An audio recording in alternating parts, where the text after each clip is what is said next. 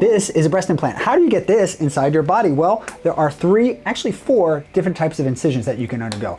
The first one, which isn't used very often anymore, is called the tuba, or the transumbilical breast augmentation. That is done with a saline implant. Most people are going with silicone now, so that leaves the belly button incision not a big option for people. The next one, it's fallen out of favor in my opinion, is the armpit incision. One, it's because it is noticeable. You raise your arm, you can see the scar there. But two, it's a very dirty place to put an implant. And if you get dirt on your implant, it causes problems. Infections, capsular contracture, breast implant illness.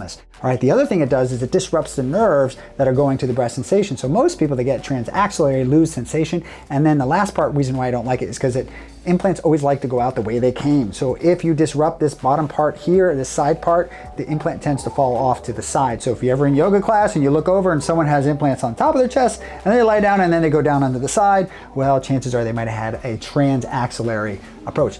The last two are the most common. That is inframammary incision. It is a very common procedure because it avoids an areola and it decreases the risk of capsular contracture because you don't have that contamination onto the implant. But if you use a Keller funnel, you can actually mitigate that risk and be able to go through the border of the areola, which is my favorite type of incision because it's the most concealable place. If you've done any breastfeeding in your life, you know that the areola and nipple can heal extremely well, like Wolverine from X-Men, like nothing happened literally the next day, and it doesn't leave a scar because it's not a naturally scarring area, okay? If you put a scar here, it tends to scar and hyperpigment much worse, and it's more visible. You raise your arms up, you can see that line in the bottom. And the last thing that people don't talk about is that when you make an incision down here on the bottom, it weakens the bottom part of the breast and you have a higher rate of bottoming out, okay? So the implant can drop down.